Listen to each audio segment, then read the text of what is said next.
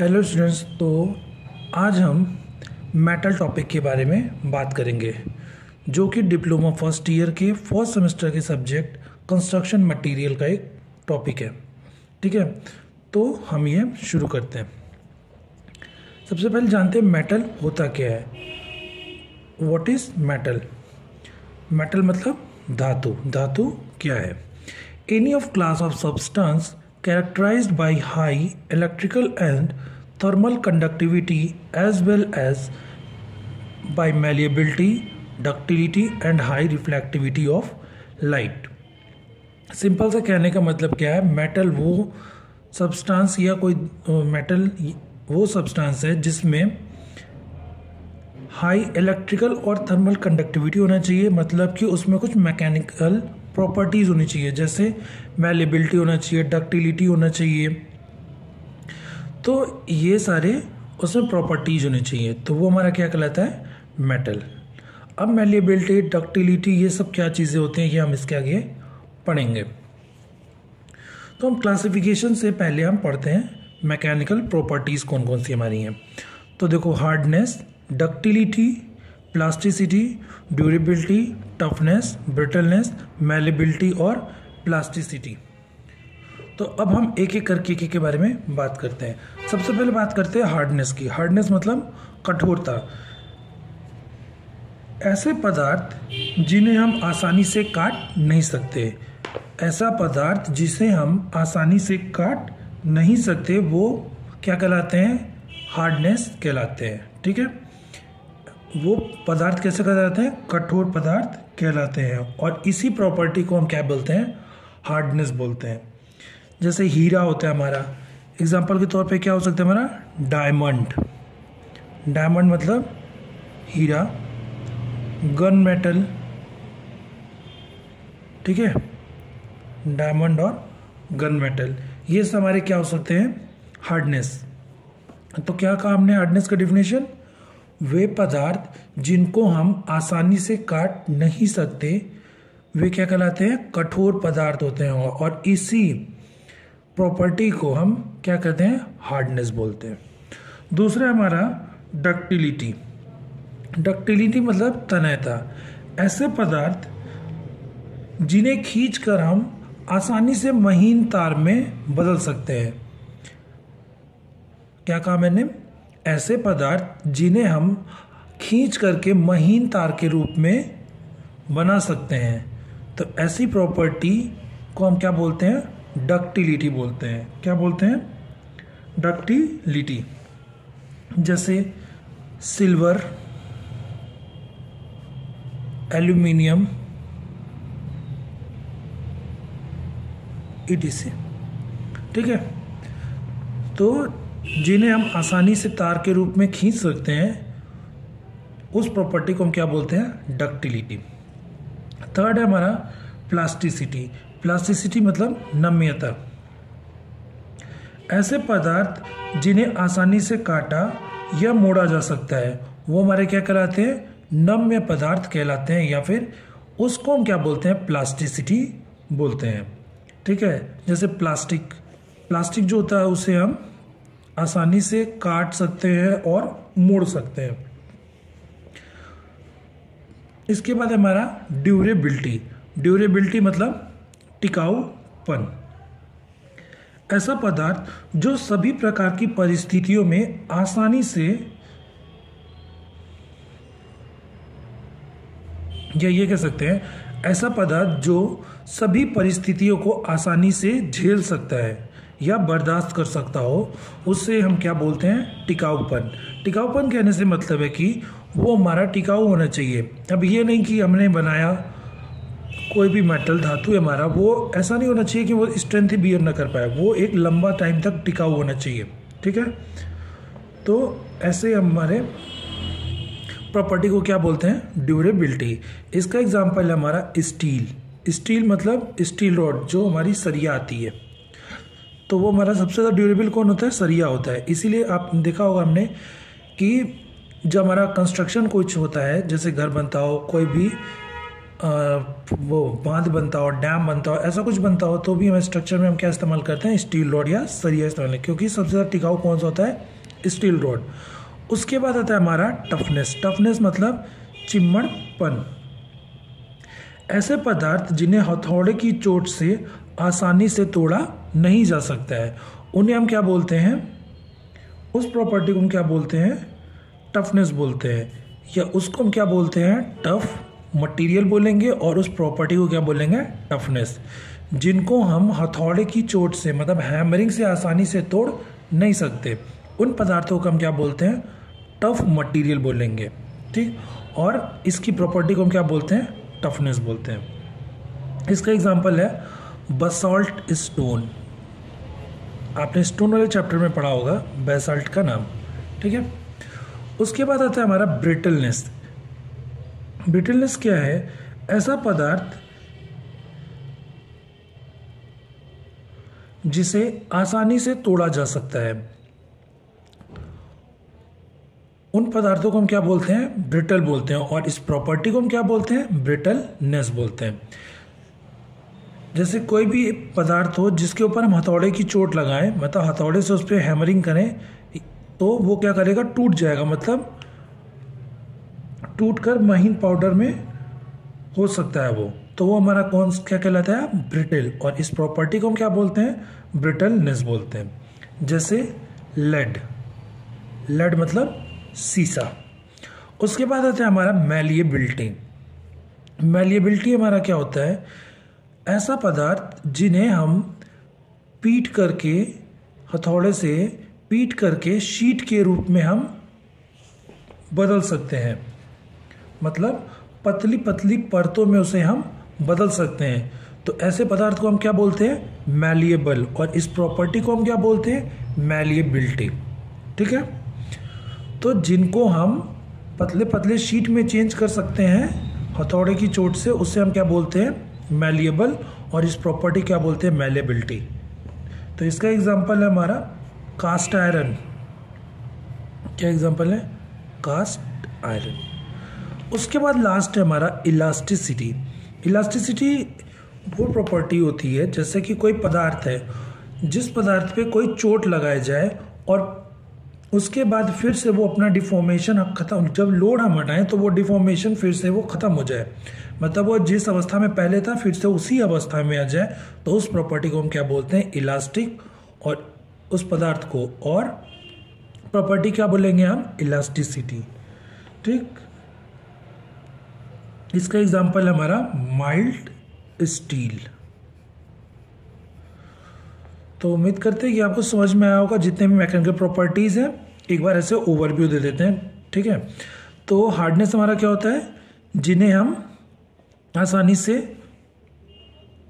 तोड़ या काट नहीं सकते, उसको हम क्या बोलते हैं, हार्ड। डक्टिलिटी में क्या होता है हमारा, इसमें हम तार के रूप में हम बदल देते हैं, मतलब इसको तार के रूप में जो इस पदार्थ को हम चेंज कर सकते हैं, वो हमारा क्या कहलाता है, डक्टिलिटी।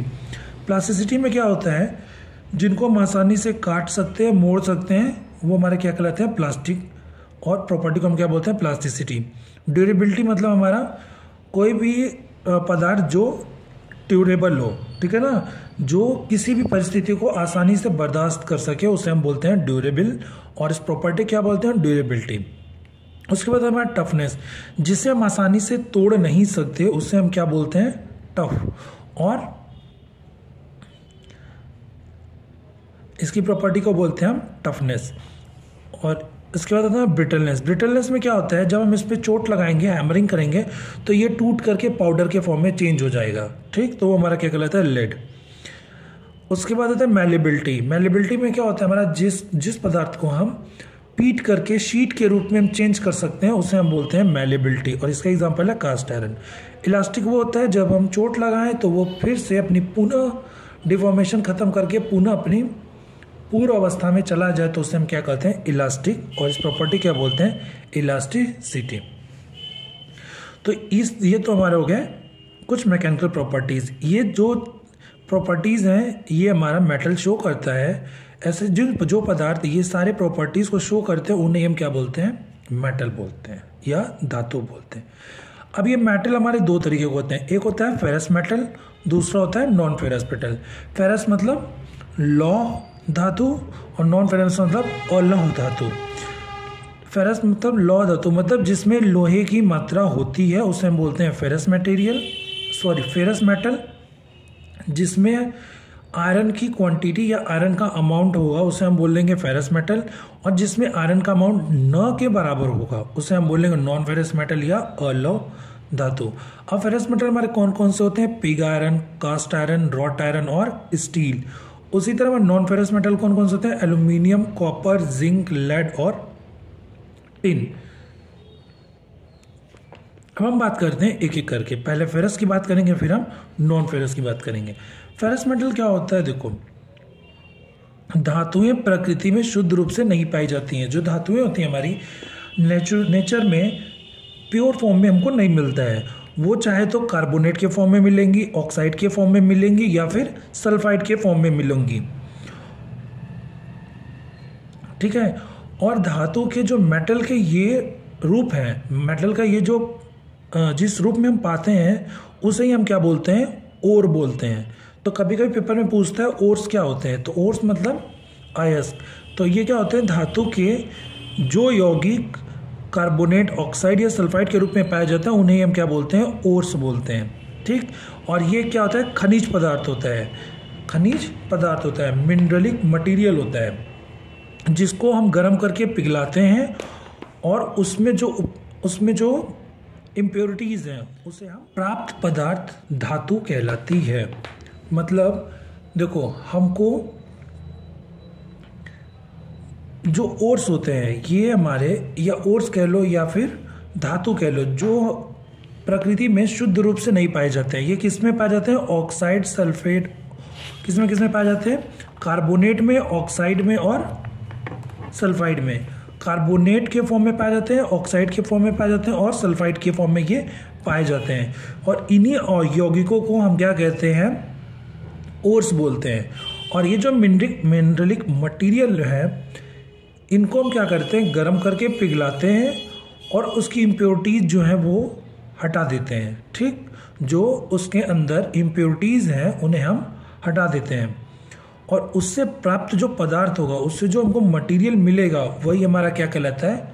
धातु कहलाता है, ठीक।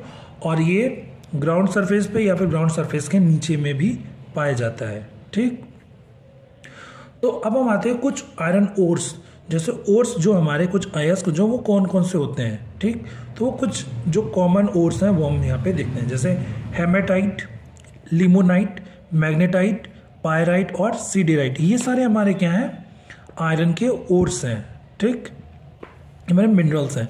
अब ये क्या होता है? हमारा केमिकल फॉर्मूला इनका एक एक करके हम बातें करते हैं। इसमें परसेंटेज कितना होता है इसका, और कलर कौन कलर में होता है, और ये कहाँ पर पाए जाते हैं, ठीक है। तो हेमेटाइट जो मिनरल या आयरन ओर है उसका केमिकल फॉर्मूला क्या होता है? Fe2O3। और ये कितना होता है हमारा? 65 से 70%। इसका परसेंटेज कितना होता है? 65 to 70%। ये किस कलर का होता है? रेड कलर में भी हो सकता है, ब्राउन में भी हो सकता है और ब्लैक। ये हमारे इंडिया में जो अवेलेबल है वो इस कलर में है, ठीक। और ये कहाँ कहाँ पर हमारे इंडिया में? बिहार में है, मध्य प्रदेश में, उड़ीसा में और कर्नाटका में। उससे दूसरा हमारा मिनरल क्या है? लिमोनाइट, जिसका केमिकल फॉर्मूला कितना है? 2Fe2O3 × 3H2O। इसका परसेंटेज कितना होता है? ये 60% होता है। और ये किस कलर का होता है? लाइट येलो कलर का हो सकता है या फिर ब्लैक कलर का हो सकता है। ये कहाँ पर अवेलेबल होता है? बिहार में। उसके बाद थर्ड आता है ना मैग्नेटाइट। मैग्नेटाइट का केमिकल फॉर्मूला कहते हैं Fe3O4, जिसका परसेंटेज कितना है? 70 से 72%। डार्क ब्राउन कलर का होगा। और ये कहाँ कहाँ पे हमको मिलता है इंडिया में? बिहार में और उड़ीसा में। अब देखो ये जो 65 to 70, 60 और 70, ये किसका परसेंटेज है? ये आयरन का परसेंटेज है। किसका परसेंटेज है? आयरन। मतलब इसमें इस मिनरल में कितना परसेंटेज ऑफ आयरन? वो आयरन जो हमारा अवेलेबल है। तो हमारा कितना? हेमेटाइट मिनरल में कितना? 65 to 70, लिमोनाइट में 60, मैग्नेटाइट में 70 to 72%, ठीक। अब उसके बाद हमारा मिनरल है पायराइट। पायराइट हमारा केमिकल फॉर्मूला होता है FeS2, जिसमें आयरन का परसेंटेज कितना है? मतलब लोहे की मात्रा उसमें कितनी है? 45 से लेकर 47%। और ये किस कलर में होता है? लाइट ब्राउन और येलोविश कलर में होता है। ये कहाँ कहाँ पे पाया जाता है, बिहार में और बंगाल में पाया जाता है।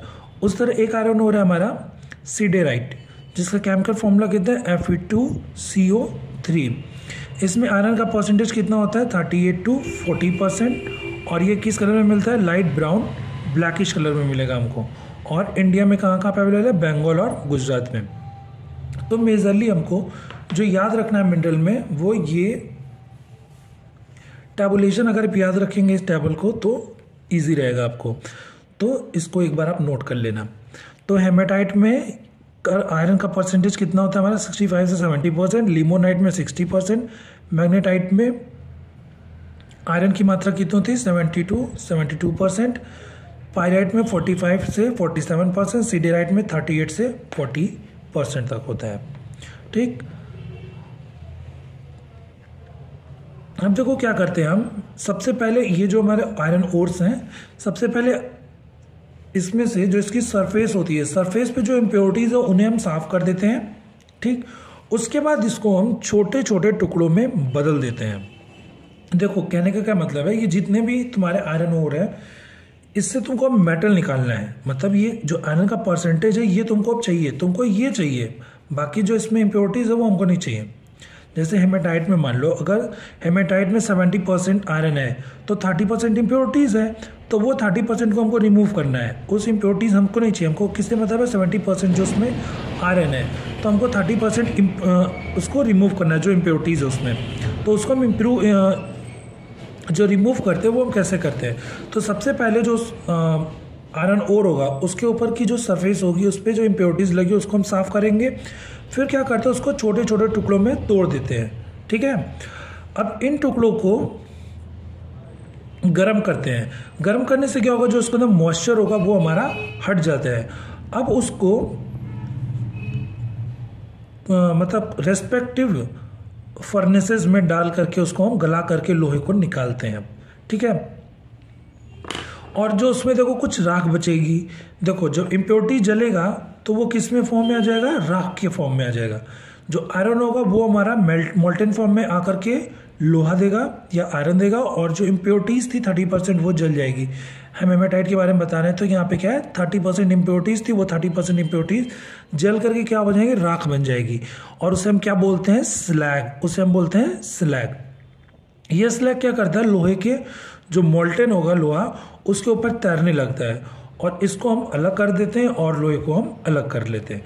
तो इसको हम कैसे कैसे करते हैं, तो इसकी हम प्रोसेस आगे जैसे जैसे हम आगे लोहे पढ़ेंगे, pig iron, cast iron, wrought iron और स्टील, तो उसके बारे में हम उसको पढ़ते चलेंगे। ठीक है, तो हमारा फेरस मेटल में सबसे पहला क्या है, पिग आयरन। ठीक है, पिग आयरन के लिए हम कौन सा फर्नेस इस्तेमाल करते हैं, ब्लास्ट फर्नेस का इस्तेमाल करते हैं। ठीक है, कौन से फर्नेस का इस्तेमाल करते हैं पिग आयरन के लिए, जब हमको पिग आयरन निकालना होता है या पिग आयरन हमको चाहिए होता है तो हम कौन सा फर्नेस का इस्तेमाल करते हैं, ब्लास्ट फर्नेस। अब ब्लास्ट फर्नेस देखो कुछ ऐसा होता है। इसमें क्या होता है, ये पूरा देखो ये हमारा ग्राउंड सरफेस है। ठीक, ये हमारा यहाँ पे भट्टी बना हुआ है। ठीक है, यहाँ पे हमारा बॉक्स रखा हुआ है या डब्बा बना है जिसमें ये स्लैग जो है हमारा और आयरन मेल्ट होकर के आएगा। अब देखो इसके लिए क्या होता है, यहाँ पे ओपनिंग होती है, यहाँ से हम गर्म हवा को अंदर भेजते हैं। ठीक, और यहाँ पे क्या हमारा ओपनिंग है, जो गर्म गैस होंगी वो इधर से बाहर की तरफ निकलेंगी और यहाँ से हम मटेरियल को डालेंगे और यहाँ पे वो मेल्ट होगा। मेल्ट होने के बाद यहाँ पर आके वो पिघल के आएगा। ठीक है, यहाँ पे वो सेटल डाउन होगा और यहाँ पे हमारा क्या उसके ऊपर आ जाएगा, राख आ जाएगी। बोला था हमने इसके पहले कि मोल्टेन आयरन जो होगा उसके ऊपर हमारा स्लैग आ जाता है, तो ये हमारा स्लैग हो जाएगा, ये नीचे मोल्टेन आयरन हो जाएगा। ठीक है, और इधर से हम आयरन को निकाल लेंगे और इधर से हम स्लैग को निकाल लेते हैं। तो देखो पिग आयरन बनाने के लिए हमको क्या करना होता है, सबसे पहले आयरन ओर को लेंगे। जो आयरन ओर हमको चाहिए, आयरन ओर कौन सा था हमारा, हेमेटाइट, लिमोनाइट, साइन, अभी जो पढ़ा था हमने वो सारे ओर में से कोई भी ओर ले लो, उसके साथ कोक ले लो और लाइमस्टोन। इन तीनों को हम मिक्स करके क्या करते हैं, यहाँ से अब भट्टी के अंदर डालेंगे। यहाँ पे टेम्परेचर कितना 400 डिग्री सेल्सियस और यहाँ पे टेम्परेचर कितना हो गया 1800 डिग्री सेल्सियस। इतने गर्म इसके अंदर होता है, ठीक है, क्योंकि हॉट एयर हम यहाँ से डाल रहे हैं, तो इधर ज़्यादा टेम्परेचर होगा और ऊपर की तरफ जाते जाएंगे तो कम होता चला जाएगा। तो यहाँ से ये मटेरियल जो हमने क्या क्या डाला, आयरन और कोक और लाइमस्टोन, इन तीनों को इसके अंदर हम इंसर्ट कराते हैं और ये फिर क्या होता है, जलते हैं। और जो आयरन ओर था, आयरन जो था हमारा, मान लो अगर हेमेटाइट हमने ले रखा है, कौन सा हमने आयरन ओर रखा है, हेमेटाइट ले रखा है, तो और इसमें हमारा कितना था 65 to 70% आयरन ओर था। हम मानते हैं 70% आयरन ओर है। लेट्स सपोज हेमेटाइट में कितना आयरन ओर है 70%। तो अब देखो यहाँ से 30% इम्प्योरिटीज होगी, इसका मतलब इसमें 30% क्या होगा, इम्प्योरिटीज होगा, ठीक है। तो इस इम्प्योरिटीज को यहाँ पे जलेगा, तो ये 70% जो आयरन होगा वो मेल्ट होके यहाँ पे आ जाएगा और ये स्लैग के फॉर्म में जो इम्प्योरिटीज था वो उसके ऊपर तैरने लगेगा, ठीक। अब उसके बाद हम क्या करते हैं, इस वाले से मोल्टेन आयरन को निकाल लेंगे और यहाँ से राख को हम बाहर निकाल लेते हैं, ठीक है। तो इसके मतलब इसमें से इस प्रोसेस हमको आयरन कितना मिलता है, 95% आयरन मिलेगा। बाकी 5% का ही हमारा नुकसान होता है, ज़्यादा इसमें आयरन का नुकसान नहीं होता है। मतलब 70% का 95% हमको आयरन यहाँ पे मिल जाता है, ठीक। और इसमें कार्बन और इम्प्योरिटीज इसमें कितना 4 to 4.5% इसमें क्या होता है, कार्बन होता है, या फिर इसको कह सकते हैं हम इम्प्योरिटीज, ठीक है। तो कार्बन और इसकी इम्प्योरिटीज कितनी है 4 to 4.5%। उसका था ब्रिटल इन नेचर, ये आयरन जो होगा वो ब्रिटल होगा। ब्रिटल का कौन सी प्रॉपर्टी होती है, जब चोट लगाने पे वो किसमें, पाउडर के फॉर्म में टूट जाता है। अब देखो जो इससे हम आयरन मिलेगा, मतलब पिग आयरन को ही हम क्या कहते हैं, रॉ आयरन या कच्चा लोहा कहते हैं, ठीक है ना। कच्चा लोहा या पिग आयरन दोनों एक ही नाम है। इसको हम क्यों पिग आयरन, मतलब पिग आयरन को रॉ आयरन हम क्यों कहते हैं, वो इसलिए कहते हैं क्योंकि जब इसको सुखाया जाता है, जो यहाँ से मोल्टन आयरन होगा, इसको जब सुखाते हैं तो सुखाने या ड्राई करने के लिए स्प्रेड करते हैं। तो स्प्रेड मतलब फैलाते हैं, तो वो किसके ऊपर फैलाते हैं, बेड ऑफ सैंड, बालू के ऊपर हम इसको फैला करके सुखाते हैं। इसीलिए इसको हम क्या बोलते हैं, रॉ आयरन बोलते हैं और पिग आयरन बोलते हैं। इसमें कार्बन की इम्प्योरिटीज कितनी है 4 to 4.5% होता है, ठीक है।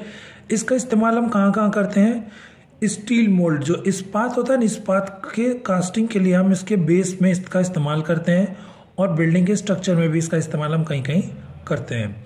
और जो इसमें से ये स्लैग निकला था, ये राख जो निकली थी, उसका इस्तेमाल हम कहाँ करते हैं, स्लैग सीमेंट बनाने के लिए, स्लैग ब्रिक या लाइट वेट कंक्रीट बनाने के लिए भी इसका इस्तेमाल हम करते हैं।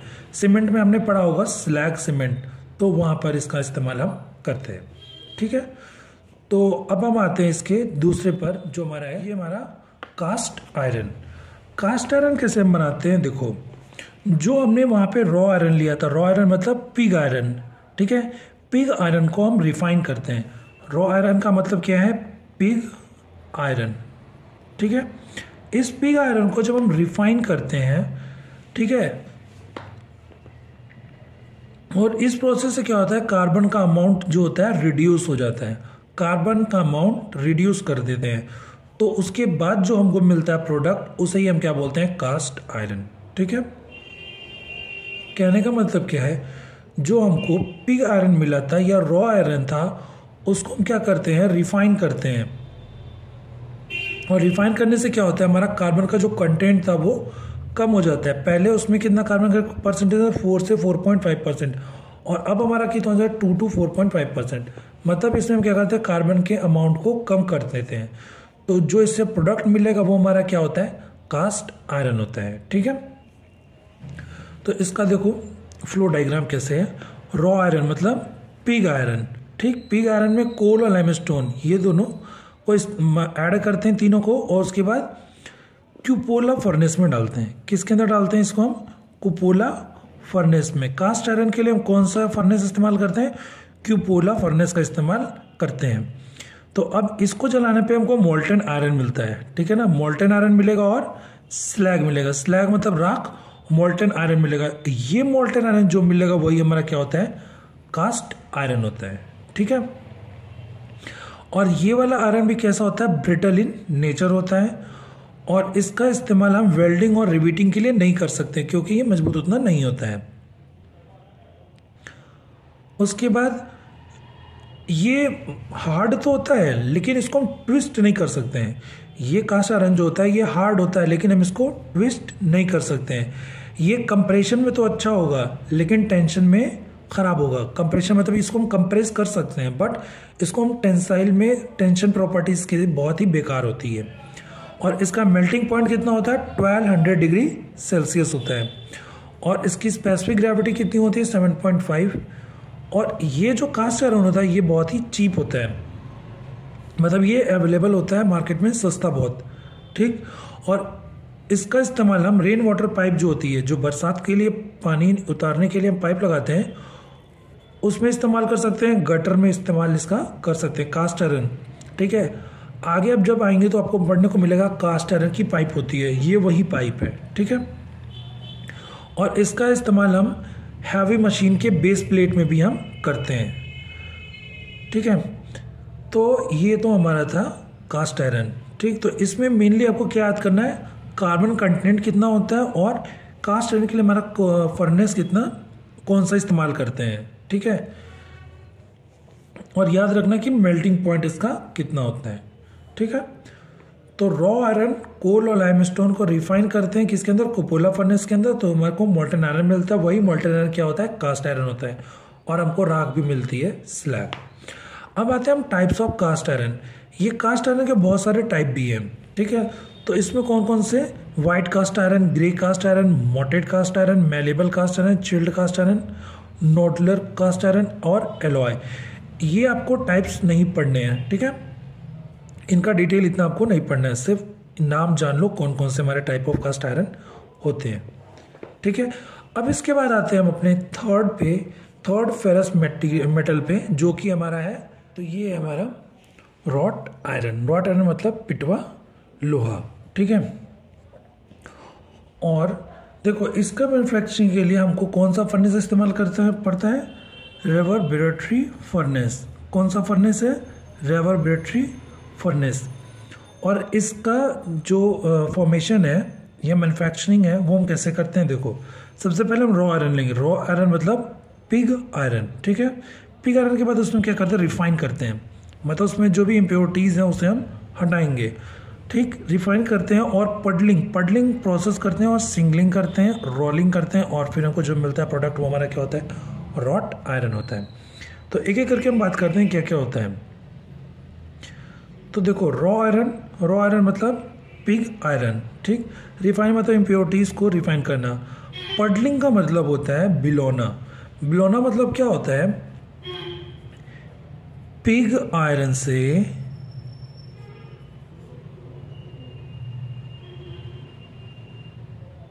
कन्वर्ट करना, ठीक है ना। पिग आयरन से कन्वर्ट करना, पिग आयरन से कन्वर्ट होगा वो कास्ट आयरन में, कास्ट आयरन से फिर रॉट आयरन में होता है। तो पिग आयरन जो कन्वर्ट होगा वो प्रोसेस क्या कहलाता है, पडलिंग। पिग आयरन से कन्वर्जन ही हमारा क्या कहलाता है, पडलिंग की प्रोसेस कहलाती है। सिंपल से कहने का मतलब क्या है, जब हमारा रॉ आयरन पिग आयरन जो है उसमें हम इम्प्योरिटीज़ हटाते हैं पहले, रिफाइन करते हैं, मतलब उसकी सरफेस मतलब ऐसे ही साफ़ कर देते हैं थोड़ी मोड़ी, ठीक। ऊपर का सरफेस जो होता है उसे क्लीन करेंगे। उसके बाद हम क्या करना है, रेवर्बरेटरी फर्नेस में उसको फिर डाल देते हैं मोल्टन होने के लिए, ठीक। मोल्टन होने के बाद हमको जो प्रोडक्ट मिलता है मोल्टन स्टेज में, उसे को हम क्या बोलते हैं, शिंगलिंग बोलते हैं, ठीक है ना। हम क्या बोलते हैं, शिंगलिंग बोलते हैं। जो हमारा मोल्टन वाला फॉर्म होगा उसे हम क्या बोलेंगे, सिंगलिंग, ठीक। अब उसी को हम क्या करते हैं, थोड़ा सा कूल डाउन होने के बाद वो थोड़ा ठंडा हो जाता है, उसके बाद हम क्या करते हैं, उसको रोल करते हैं, ठीक है। रोल करने के बाद जो हमको आयरन मिलता है वो हमारा आयरन क्या कहलाता है, रॉट आयरन बोलते हैं। उसे हम क्या बोलते हैं, रॉट आयरन बोलते हैं, ठीक। और ये रॉट आयरन जो होता है ये आयरन का प्योर फॉर्म होता है, ठीक है। ये आयरन का प्योर फॉर्म होता है। इसमें कार्बन कंटेंट हमारा कितना 0.25% होता है। इसमें कार्बन का कंटेंट कितना होता है 0.25%, ठीक। तो याद रखना इसमें इसका परसेंटेज कार्बन कितना होता है, इसमें 0.25%। और इसके लिए हम कौन सा फर्नेस इस्तेमाल करते हैं, रेवर्बरेटरी फर्नेस का इस्तेमाल करते हैं। और ये रॉट आयरन जो होता है वो हमको कॉस्टली पड़ता है, ये हम मार्केट में जो अवेलेबल होगा वो महंगा पड़ता है। और ये किस नेचर का होता है? डक्टाइल नेचर का होता है। इसमें कौन सी मैकेनिकल प्रॉपर्टी होती है? डक्टाइल। डक्टाइल का मतलब क्या होता है? जिसको हम खींच करके तार के फॉर्म में हम चेंज कर सकते हैं, ठीक है। इसमें कंप्रेशन और टेंशन दोनों में ये बराबर स्ट्रेंथ देता है। इसका मेल्टिंग पॉइंट हमारा कितना होता है? 1500 डिग्री सेल्सियस। मतलब जो हम फर्नेस में टेम्परेचर मेंटेन करेंगे वो हमारा कितना होना चाहिए? 1500 डिग्री सेल्सियस। इसकी स्पेसिफिक ग्रेविटी कितनी होती है? 7.25। और रॉट आयरन से हम क्या क्या बना सकते हैं? तो वो बना सकते हैं वाटर पाइप, जो पाइप पानी के लिए पाइप होती है ना, वो हमारे रॉट आयरन की होती है, तो वो हमारा बन सकता है। करेगेटेड शीट, वो लहरियादार चादर होती है ना जो छतों पे ऐसे लगाई जाती है, आप सभी ने देखा होगा। ये हमारी चादर जो ऐसी होती है, ये लहरियादार चादर जो होती है ये भी हमारी किसकी बनी होती है? रॉट आयरन, जो टीने वाली होती है। और एक होता है हमारा फैंसी वर्क के लिए, जो भी हम फैंसी वर्क के लिए आयरन का इस्तेमाल करते हैं वो हमारा रॉट आयरन होता है। नट बोल्ट के लिए इस्तेमाल करते हैं, हुक के लिए, चेन के लिए, जो सीकड़ होती है ना, वो प्लेट, मतलब वो जो शीप पतली पतली प्लेट आती है ना लोहे की, वो बनाने के लिए, रॉड बनाने के लिए, इस सब के लिए हम किसका इस्तेमाल करते हैं? रॉट आयरन का इस्तेमाल करके ये सारी चीज़ें हम बनाते हैं, ठीक है। तो इस तरह से फेरस मेटल के 3 topic, pig iron, cast iron और रॉट आयरन हमारे होते हैं, ठीक है। तो सबसे जो प्योर फॉर्म होता है आयरन का वो हमारा क्या होता है? रॉट आयरन होता है। तो पिग आयरन में हमने कौन सा इस्तेमाल किया था? पिग आयरन में या रॉ आयरन बनाने के लिए हमने कौन सा फर्नेस का इस्तेमाल किया था? ब्लास्ट फर्नेस का इस्तेमाल किया था, ठीक है, ब्लास्ट फर्नेस का। और कास्ट आयरन बनाने के लिए हमने किस फर्नेस का इस्तेमाल किया? क्यूपोला फर्नेस का, ठीक है। और रॉट आयरन बनाने के लिए हमने किसका इस्तेमाल किया था? किस फर्नेस का? रिवर ब्रेटरी फर्नेस का इस्तेमाल किया है, ठीक है। इसमें कार्बन परसेंट कितना? 4 to 4.5%, इसमें कितना? 2 to 4.5%, और इसमें कितना होता है? 0.25%, ठीक है। तो हमारा स्टील, अब देखो स्टील जो होता है हमारा, स्टील को बनाने के लिए हम क्या करते हैं? रॉ आयरन लेते हैं, मतलब पिग आयरन। अब उसके बाद हम कुछ प्रोसेस करते हैं, ठीक है ना। इसको बनाने के लिए, स्टील का मैन्युफैक्चरिंग के लिए कौन कौन से 4 प्रोसेस है हम स्टील को बनाते हैं? कौन सा प्रोसेस है? पहला open hearth method, Bessemer method, LD method और इलेक्ट्रिक फर्नेस मेथड। इन 4 मेथड से हम इस्तेमाल करके स्टील को हम बनाते हैं, ठीक है। तो इसका जो फ्लो डायग्राम में देखो कैसे है। रॉ आयरन मतलब पिग आयरन। अब इनमें से चाहे तो ओपन हार्ट मेथड से बना लो, बेसमेंट मेथड से बना लो, एलडी मेथड से, या इलेक्ट्रिक फर्नेस, इनमें किसी एक मेथड का इस्तेमाल करके हम बनाएंगे। तो अब उसके बाद हमारा जो मिलेगा वो हम कास्टिंग मिलेगा, ठीक है। कास्टिंग करते हैं। कास्टिंग के बाद स्टील बॉल, हमको क्या मिलता है? मोल्टेन आयरन मिलेगा, ठीक है ना। तो मोल्टेन आयरन को हम क्या, थोड़ा ठंडा करके हम उसको क्या बोल रहे हैं यहाँ पे? Steel ball. अब उसको हम क्या करते हैं? रोल करते हैं, ठीक है ना। रोल करते हैं। रोल करने के बाद हम इसको, जो प्रोडक्ट मिलेगा वो हमारा क्या होता है? स्टील रॉड होता है, ठीक है ना, जो हमारा सरिया होता है। तो इसको कैसे बनाते हैं? रॉ आयरन, पिग आयरन मतलब, और इनमें से किसी भी एक मेथड का इस्तेमाल करते हैं, और उसके बाद कास्टिंग, फिर स्टील बॉल हमको मिलेगा, मतलब मोल्टेन आयरन मिलेगा, उसे हम ठंडा करके रोल करते हैं। थोड़ा सा ठंडा मतलब नहीं करते हैं, वो हमारा मैकेनिकली होता रहता है, ठीक है। तो उसे हम रोल करते हैं। रोल करने के बाद उसको लंबी लंबी रॉड में हम बना लेते हैं और ठंडा करके उसका मार्केट में बेचने को कर देते हैं। तो ये हमारा क्या होता है? स्टील रॉड होता है। अब देखो इसमें हमारा कार्बन कंटेंट कितना होता है? 1.5%। स्टील में कार्बन कंटेंट हमारा कितना होता है? 1.5%, ठीक है। देखो कार्बन परसेंटेज जो होता है किसी में भी, वो बहुत ही इम्पोर्टेंट रोल प्ले करता है, ठीक है। देखो carbon percentage plays an important role in manufacturing of steel, मतलब किसी भी स्टील को बनाने में जो कार्बन का परसेंटेज होता है वो बहुत ही इंपॉर्टेंट रोल प्ले करता है। और इसी कार्बन कंटेंट के हिसाब से, मतलब जो कार्बन कंटेंट उस स्टील के अंदर अवेलेबल है या प्रेजेंट है, उसके हिसाब से हमारे पास 3 ग्रेड की स्टील अवेलेबल है मार्केट में। कौन कौन सी ग्रेड की? 3 ग्रेड की स्टील मार्केट में अवेलेबल है। कौन कौन सी? पहली होती है माइल्ड स्टील या low carbon steel, medium carbon steel और हाई कार्बन स्टील। ठीक है, तो देखो लो कार्बन स्टील में हमारा कार्बन का परसेंटेज कितना होता है? 0.25%। मीडियम कार्बन स्टील में हमारा कार्बन का परसेंटेज कितना होता है? 0.25% से लेकर 0.7%। हाई कार्बन स्टील में कितना होता है? 0.7 से लेकर 1.5% तक कार्बन उसमें कंटेंट अवेलेबल होता है। ठीक, तो माइल्ड स्टील का जो स्टील रॉड होगी उसे हम कहाँ कहाँ इस्तेमाल करते हैं? एंगल बनाने में, गर्डर बनाने में और ट्रस मेंबर बनाने में। एंगल, गर्डर, ट्रस मेंबर ये क्या होता है अभी आगे हम बात करेंगे। दूसरा था medium carbon steel. Medium carbon steel का कहाँ का इस्तेमाल करते हैं हम? हैमर बनाने में, हथौड़ा बनाने में, रेलवे लाइन जो रेल की पटरी होती है ना उसका बनाने के लिए हमको इसका इस्तेमाल मीडियम कार्बन स्टील का, और शैंक बनाने में। ठीक है, उसके बाद आता है हमारा high carbon steel. High carbon steel में कार्बन कंटेंट कितना होता है? 0.7% से लेके 1.5% तक होता है। और इसका इस्तेमाल हम कहाँ करते हैं? स्प्रिंग बनाने में। स्प्रिंग कौन सी? वो जो शॉक एब्जॉर्ब वाली स्प्रिंग होती है ना, वो स्प्रिंग बनाने में। एक्स मतलब कुल्हाड़ी, ब्लैक स्मिथ टूल मतलब जो होते हैं ना लोहार, उन लोग का जो टूल बनाया जाता है वो किसका इस्तेमाल करके बनाते हैं? हाई कार्बन स्टील वाले स्टील का इस्तेमाल करके वो बनाते हैं। तो कार्बन के परसेंटेज के हिसाब से 3 तरह के ग्रेड के स्टील हमारे मार्केट में अवेलेबल हैं, लो कार्बन स्टील, मीडियम और हाई कार्बन स्टील। ठीक,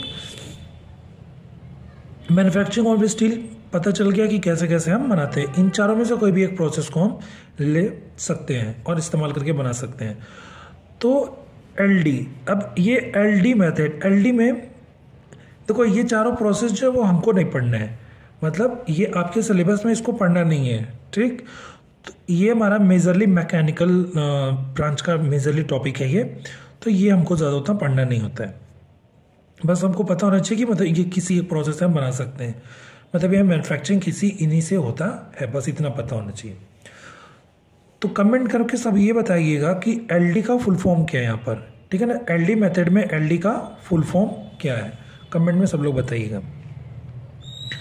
अब देखो ये जो स्टील होगी ये हमारा क्या होता है? फ्लेक्सिबल होता है, डक्टाइल होता है और मैलेबल होता है। मतलब फ्लेक्सिबल मतलब वो लचीला होता है।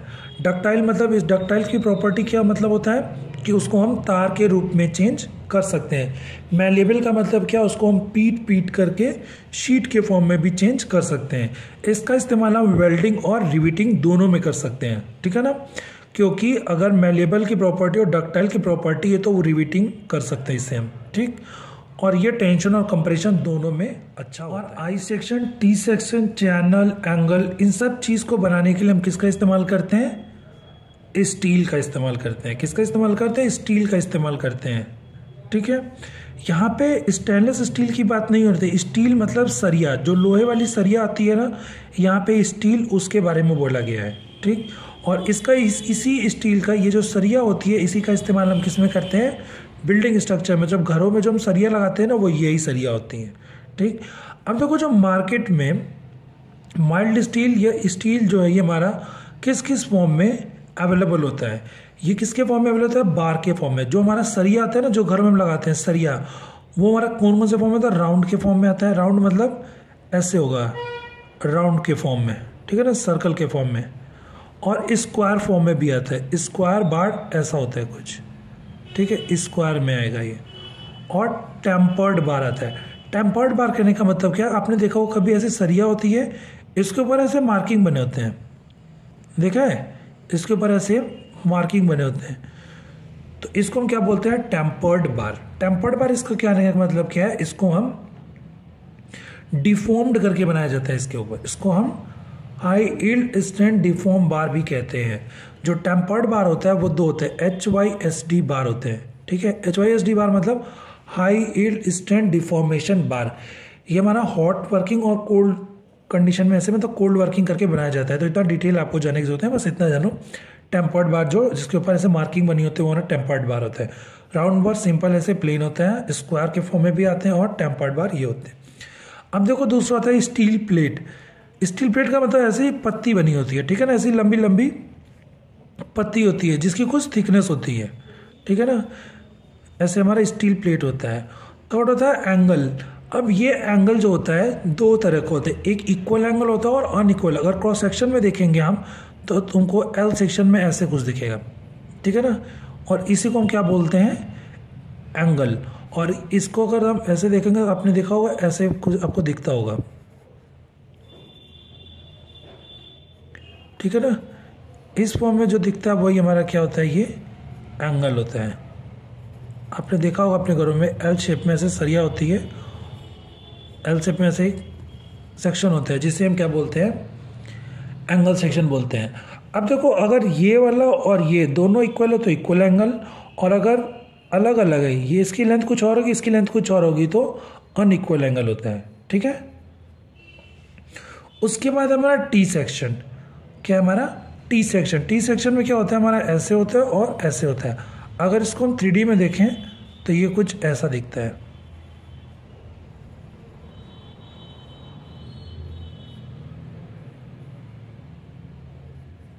ठीक है।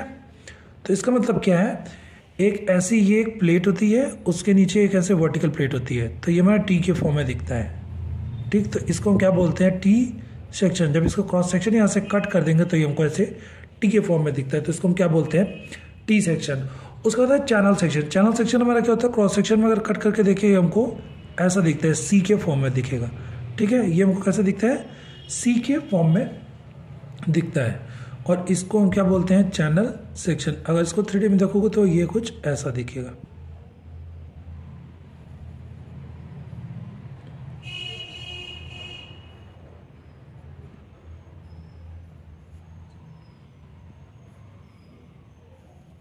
ठीक है। तो ये हमारा क्या है, चैनल सेक्शन। अब इसके बाद हमारा क्या है, 6 नंबर पे आई सेक्शन। आई सेक्शन कैसा होता है, देखो कुछ ऐसा होता है आई सेक्शन,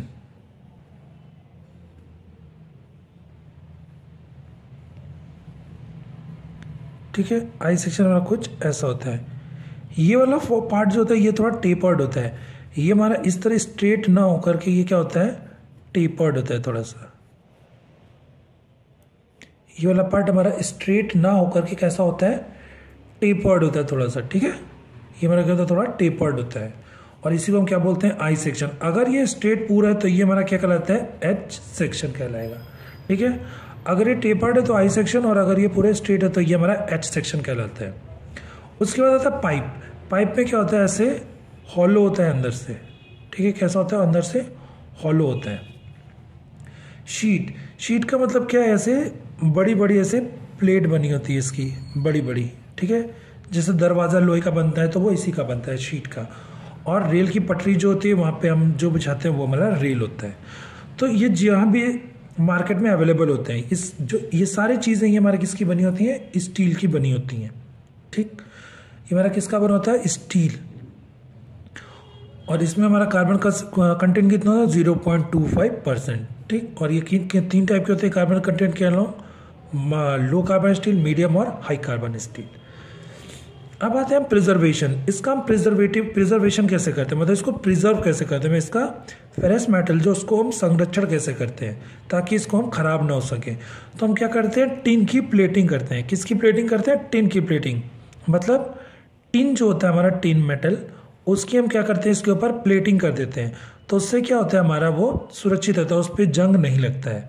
हम ये भी कर सकते हैं, गैल्वनाइज्ड कर सकते हैं। गैल्वनाइज्ड प्रोसेस में क्या करते हैं, हम जिंक का उसके ऊपर कोट कर देते हैं, जिंक को उसके ऊपर एक कोटिंग कर देते हैं, तो जिससे वो क्या होता है, गैल्वनाइज्ड हो जाता है। या फिर हम एक और प्रोसेस कर सकते हैं इलेक्ट्रोप्लेटिंग का। इलेक्ट्रोप्लेटिंग में करते हैं कॉपर और निकल की कोटिंग कर देते हैं उसके ऊपर। तो इन तीनों मेथड से हम क्या करते हैं, फेरस मेटल को प्रिजर्व करते हैं, ठीक। तो टिन, जिंक और ये कॉपर निकल, ये हमारे क्या है, प्रिजर्वेटिव है। और प्रिजर्वेशन का मेथड जो है टिन प्लेटिंग, गैल्वनाइज्ड और इलेक्ट्रोप्लेटिंग है। तो इस तरह से ये हमारा फेरस मेटल खत्म हुआ। फेरस मेटल में कौन कौन से हमारे थे, pig iron, cast iron, wrought iron और स्टील, ठीक। अब इसके बाद हम आते हैं अपने नॉन फेरस मेटल्स पर। Non ferrous metal. Non ferrous metal मतलब अलौह धातु, मतलब जिसमें लोहे की मात्रा जिसमें आयरन का अमाउंट न के बराबर हो, या तो हो ही ना या फिर एकदम न के बराबर हो, उसे हम क्या बोलते हैं, नॉन फेरस मेटल। ठीक है, अब नॉन फेरस मेटल हमारे कुछ जो है वो देखो कौन कौन से होते हैं, एल्युमिनियम, कॉपर, जिंक, लेड और टिन। ये सारे हमारे क्या हैं, नॉन फेरस मेटल। इनमें क्या है, जो आयरन का अमाउंट है चाहे तो एकदम नहीं है या फिर ना के बराबर इसमें है। ठीक है, तो ये टेबुलेशन के फॉर्म में है। तो टेबुलेशन के फॉर्म में ये हमने यहाँ पे बताया है कि इसमें कुछ कुछ इंपॉर्टेंट प्रॉपर्टीज जो हैं वो। ठीक, तो इसमें सबसे पहले आता है हमारा ओर्स। ओर मतलब यौगिक, इसके अंदर क्या क्या होते हैं। ठीक, मतलब ये कहाँ से हमको मिलेगा, तो बॉक्साइट, एल्यूमिना, फ्यूज, क्रोलाइट। अब इनसे हमको क्या मिलता है, एल्यूमिनियम मिलता है। क्या मिलता है, इनको मेल्ट करते हैं तो इनको मेल्ट करने से हमको क्या मिलेगा, एल्यूमिना मिलेगा। और इसका मेल्टिंग पॉइंट कितना होता है, 900 डिग्री सेल्सियस। और एल्यूमिनियम का कलर कौन सा होता है, लाइट ब्लू वाइट। ठीक है ना, मतलब वाइटिश ब्लू होगा, मतलब ब्लूइश वाइट हल्का सा होगा। ठीक है ना, और उसके बाद डेंसिटी हमारी इसकी कितनी होती है एल्यूमिनियम की, 2700 kg पर मीटर क्यूब। डेंसिटी मतलब डेंसिटी वेट है ये। ठीक है, और उसके बाद अवेलेबल लोकेशन, मतलब ये कहाँ कहाँ पे एल्यूमिनियम को मिलता है, यूपी में मिलता है, एमपी में मिलता है, महाराष्ट्र में मिलता है, झारखंड में और तमिलनाडु। इन स्टेट में हमको एल्यूमिनियम अवेलेबल मिलता है। एल्यूमिनियम का मतलब ये वाले जो ओर्स हैं ये हमको इन लोकेशंस पे मिलते हैं, इन स्टेट्स में मिलते हैं। अब इस एल्युमिनियम का इस्तेमाल हम कहाँ करते हैं, पेंटिंग के लिए इस्तेमाल करते हैं। पेंटिंग मतलब पेंट बनाने के लिए। आपने पेंट वाला चैप्टर पढ़ा होगा तो उसमें पढ़ा होगा एल्युमिनियम पेंट।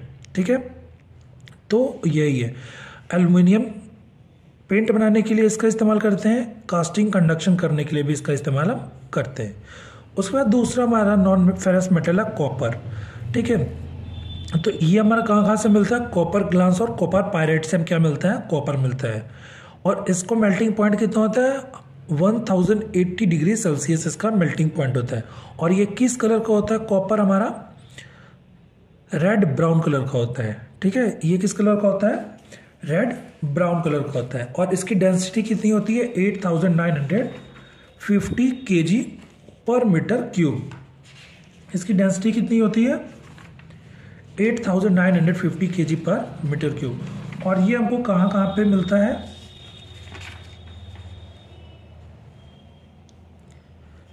झारखंड, उत्तराखंड, राजस्थान, हिमाचल प्रदेश, आंध्र प्रदेश और तमिलनाडु।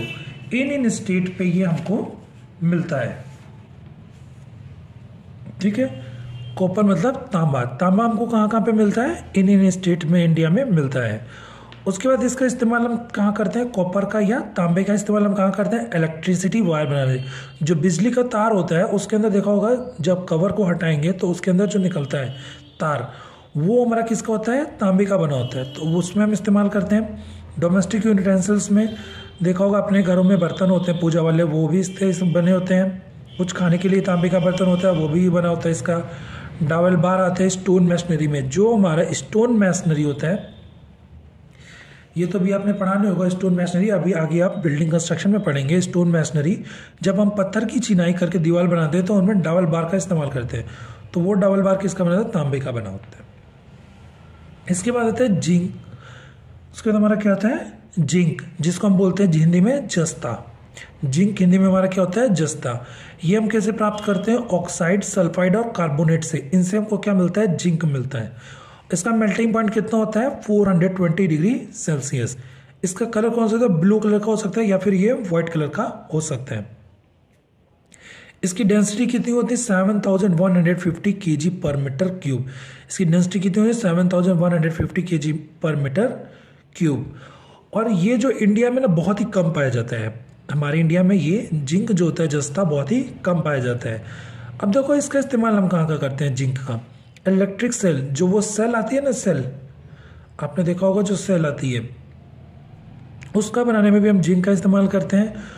ग्लास बॉटल, जो ग्लास वाली बॉटल आती है उसका बनाने में, जो उसका कैप होता है, जो ग्लास की बॉटल होती है, जो शीशे वाली बॉटल होती है, उसका जो कैप बनाते हैं ना, वो इसी जिंक का बना होता है, जस्ते का।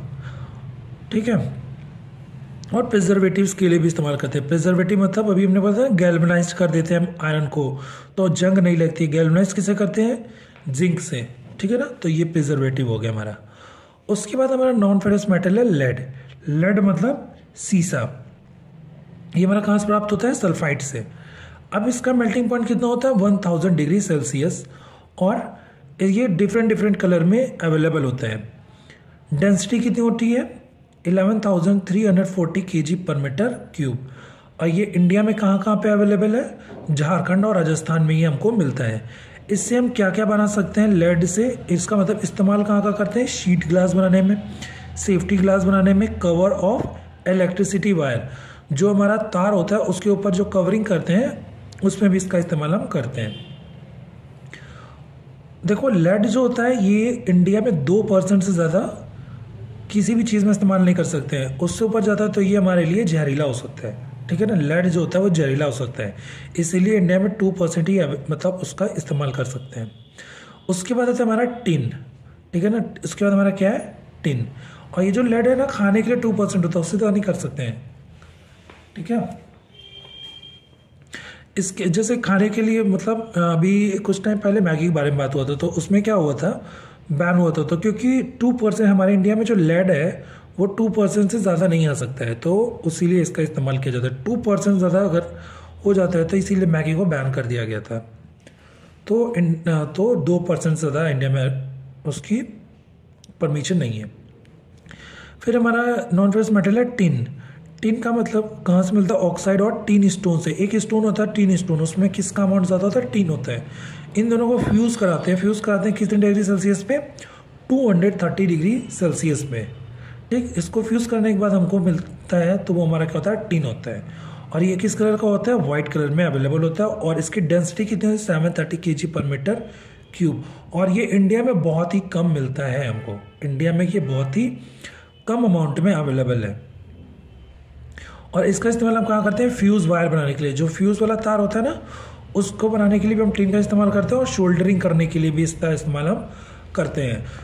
तो इस तरह से हमारे मेटल का जो टॉपिक है जिसमें फेरस मेटल और नॉन फेरस मेटल, तो इस तरह से ये हमारा टॉपिक ख़त्म हुआ। उम्मीद करते हैं कि आपको इसमें जो पढ़ाया गया वो समझ में आया होगा, और आपको जो इसमें कोई डाउट होगा तो आप कमेंट करके पूछ सकते हैं।